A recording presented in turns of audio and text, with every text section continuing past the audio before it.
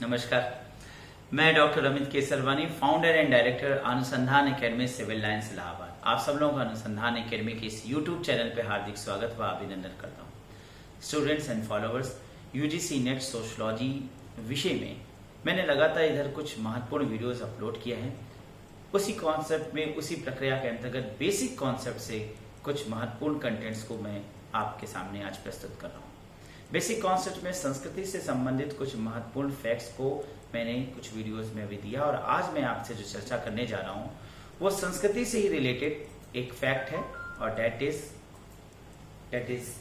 डीकल्चरेशन और डिसकल्चरेशन, यानी विसंस्कृतिकरण और निसंस्कृतिकरण। तो इन दोनों अवधारणाओं को इन डेप्थ में समझने का प्रयास करेंगे कि विसंस्कृतिकरण और निसंस्कृतिकरण क्या होता है।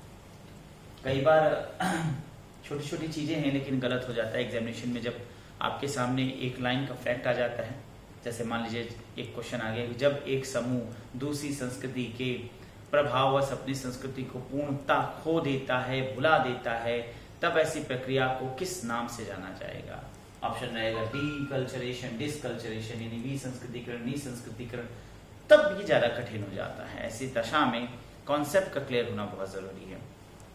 तो देखिए, जो मैंने भी आपसे कहा कि जब एक समूह दूसरी संस्कृति के प्रभाववश अपनी संस्कृति को पूर्णता खो देता है, परमानेंटली अपने कल्चर को वो भूल जाता है, उसको हटा देता है, तो इस प्रक्रिया को हम डीकल्चरेशन यानी विसंस्कृतिकरण कहते हैं।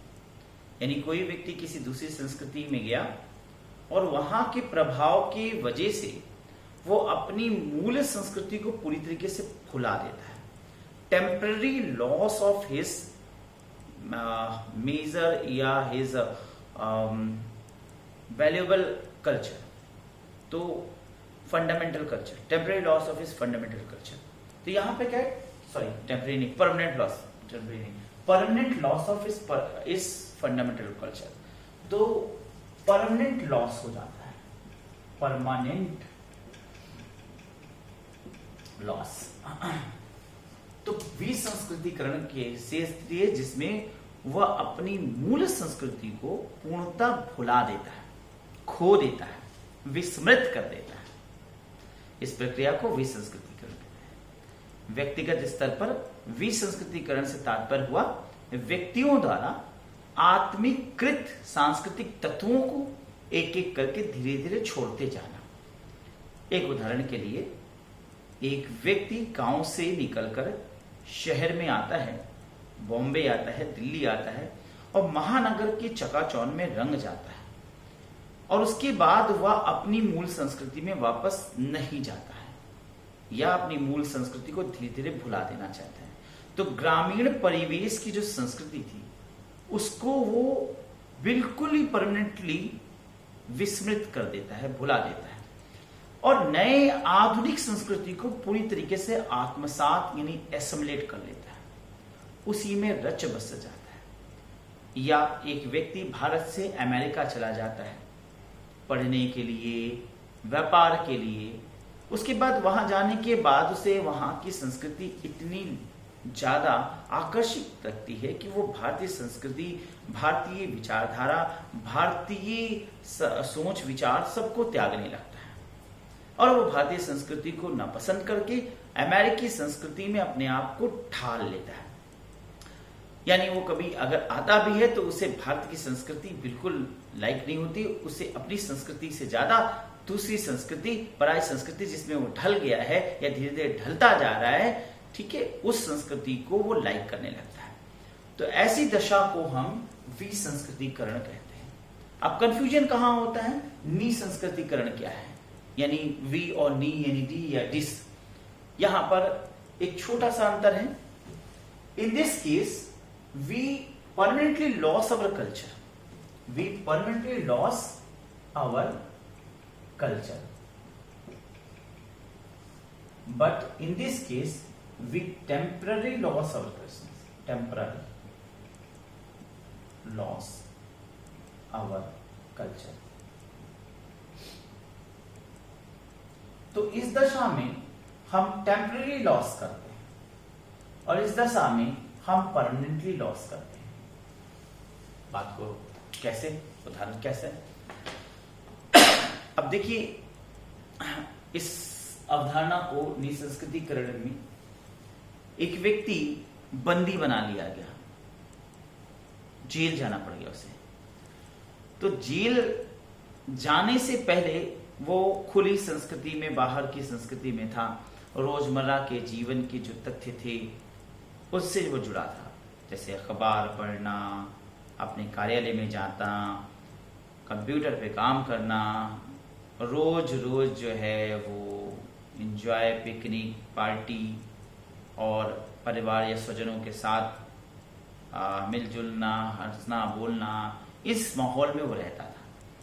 लेकिन अब अचानक उसे बंदी बना लिया गया, उसे जेल में रखना पड़ गया, और जेल में होने के बाद वो कुछ समय के लिए, मान लीजिए उसे 5 साल की कैद हो गई, 4 साल की कैद हो गई, तो कुछ समय के लिए टेम्पररी रूप से वह अपने उस कल्चर, जिस कल्चर में वो रह रहा था, उस कल्चर में पहुंचने में वो असमर्थ है, इसलिए उसे भूलने का प्रयास करता है। सुबह उठता था, अखबार पढ़ता था, तब अखबार तो उसको मिल नहीं रहा है, तो जाहिर सी बात है वो उस पीड़ा को एहसास करते हुए उसको भूलना चाहेगा कि छोड़ो भाई, भूलो, जो परिवार का सुख था वो उसे मिल नहीं रहा है, तो वो अब इसको कुछ दिनों के लिए जानबूझकर भूलने का प्रयास करता है। तो it is a temporary loss of culture, यानी कल्चर का एक टेम्पररी लॉस है, कुछ समय के लिए संस्कृति को विमुख हो जाना, संस्कृति को अपना पाने में एक प्रकार से असमर्थ हो जाना।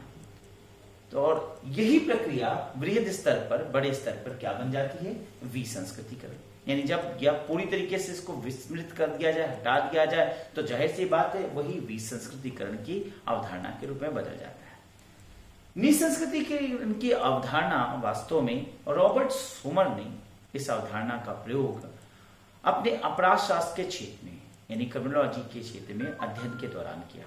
उन्होंने इसे बंदियों के ऊपर अध्ययन किया, यानी जो कैदी थे वो जब जेल में जाते हैं तो वो अपने रोजमर्रा के जो जीवन है उसे कुछ तथ्यों को बनाए रखने में असमर्थ हो जाते हैं, और अर्थात वह उन्हें भूलने का प्रयास करते हैं, क्योंकि वह वैसा माहौल अब वहां नहीं पाते हैं जेल में, तो जेल के जीवन को अपनाते हैं और मजबूरी में अपनाते हैं। जैसे एक व्यक्ति शहर आता है तो वो इच्छा से अपनाता है और उसी में रंग ढल जाता है, लेकिन एक व्यक्ति मजबूरी में जेल जाता है तो वो कुछ दिनों के लिए अपनी जो स्वैच्छिक रोजमर्रा के जीवन की संस्कृति थी उसको त्याग देता है और मजबूरी में जेल के जीवन को अपनाता है, उस संस्कृति को अपनाता है।